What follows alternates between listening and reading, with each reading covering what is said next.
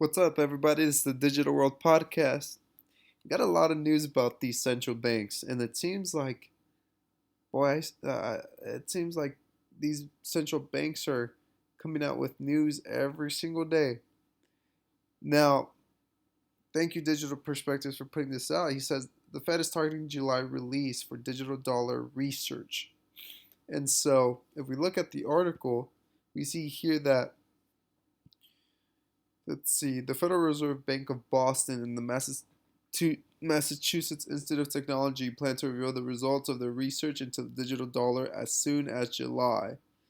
He says that they have two prototype platforms for users to hold the currency and make transactions using digital dollars. However, he did not clarify whether any of these prototypes are based on blockchain technology. Now, we know that central banks have been exploring with central bank digital currencies and using the XRP ledger. So we can we can uh, uh, reason that they're using distributed ledger technology. Now, Brad Garlinghouse, in an interview with Frank Chaparro, he stated that he knows that central banks are looking into the XRP ledger for central bank digital currencies. And so that has to tell you that they're for sure working with that technology. Now, maybe this Federal Reserve Bank in Boston isn't revealing it, but we know that central banks are looking at it. And here, DJ Peter Voss put this up. Central banks ramp up digital currency plans. And so this is everywhere. This is worldwide. For someone who says that this isn't happening, this is all not true, we're never going to get a digital dollar, or that's 10, 15 years down the road, they have no idea what they're talking about. They have not been staying up to date with news. And at the end of this, I'll show you what the ultimate goal of the central banks, what that ultimate goal is for the central banks.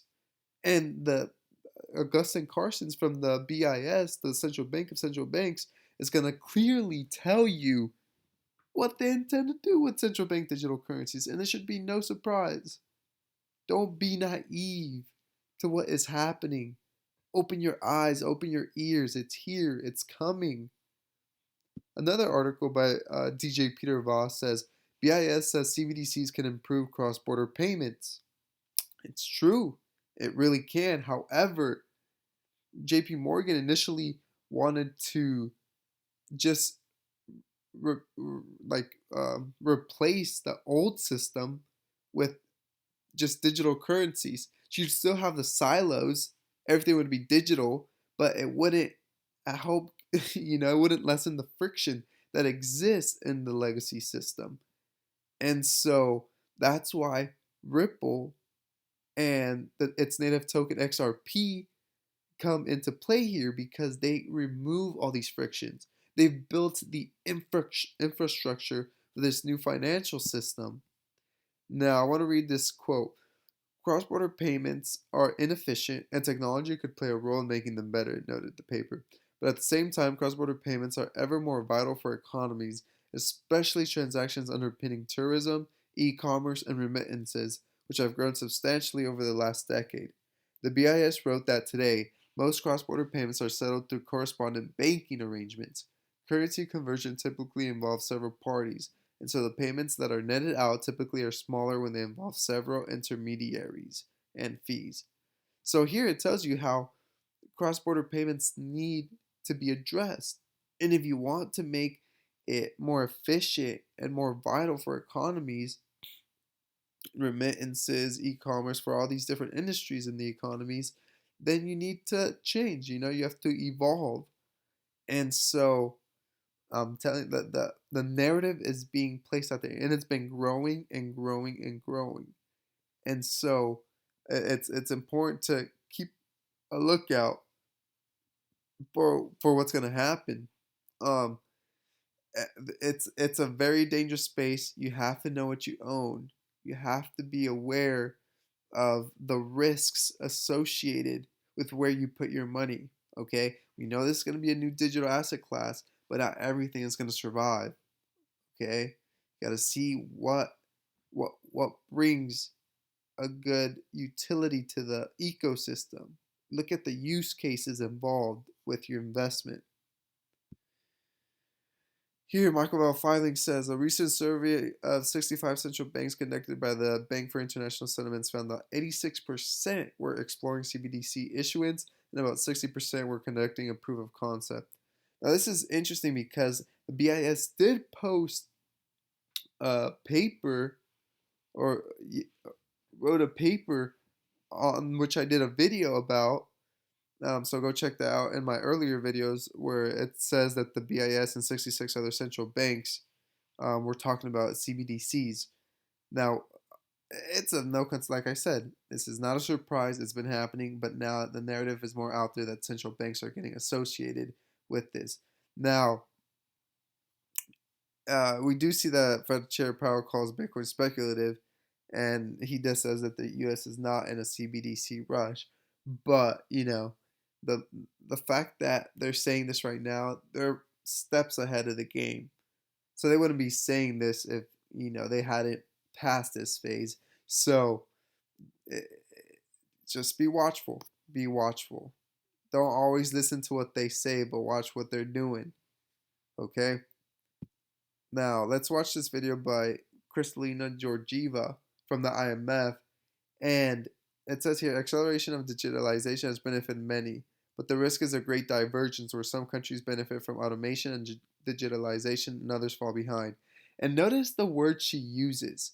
She wants to include every single person and not just the people in well developed nations, but she wants to include people in less developed nations like Africa. And she says it's important to get them all hooked up to the internet so that they can have a chance at improving their lives, having economic growth. But after that, I'll show you a video by Augustine Carson's, which pretty much lays out the fact of why central banks want to be able to have digital currencies. And if we have everyone hooked up to the system, it's the ultimate control. Now, I'm not telling you this to scare you into, uh, you know, put a damp on your day. No, this is to let you know all the possibilities. We know the upside to this space, and it's good. But you also have to realize the other side of things, and not just go in blindly, you know. So let's go ahead and watch the video. There is a lot that is happening because of this accelerated digitalization that benefits people in rich and poor countries. This being said, of course, we have to be very mindful of the great risk coming out of this crisis that I labeled the great divergence. The fact that countries with strong capabilities put a lot of help for their economies. They are benefiting from automation and digitalization on a large scale, and poor countries are falling behind. So, what needs to be done?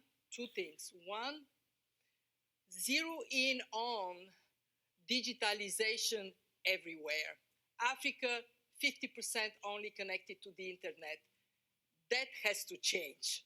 We did some research, and it says if we increase access to the internet in Africa by 10%, growth in Africa will jump by 4%. This is incredible. Wow. And two, focus on those that are more likely to be excluded. Think about girls dropping off from school, never to return, and how critically important it is to have the sensitivity, the empathy for those that may fall further behind. And that is where my organization comes into play. Amplify the voices of those that may not have access to the high corridors of power, but are going to be critical for a future that is more inclusive, more dynamic, because we did our part today. So there you have it. I mean, she basically says she wants to be able to include those countries that may fall behind. So let's see here. Okay, now this video is by Augustine Carsons, and he points out uh, what he and other central banks are looking at, why the reasons why they want to have central bank digital currencies. Let's see here. All our analysis on CBDC, in particular for the use of general use, we tend to establish the equivalence with cash, and there is a huge difference there. For example, in cash, we don't know, for example, who's using a $100 bill today. We don't know who is using a 1,000 peso bill today.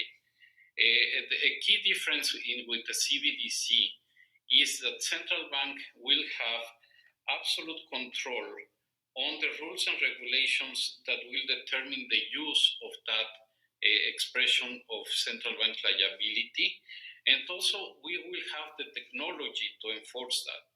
Those two issues are extremely important, and that makes a huge difference with respect to what cash is.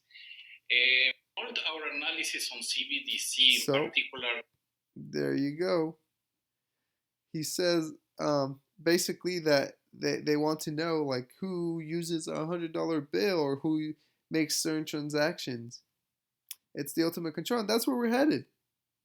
Let's not be naive about it. That's where we're headed, and so it's good to pay attention to these things, understand the risks and rewards associated with everything that you're invested in. I hope this episode has brought you some value. Like and subscribe, and know that Augustine Carsons has clearly and plainly stated the use cases that the central banks plan on using central bank digital currencies for. This is the Digital World Podcast, and I'll see you in the next episode.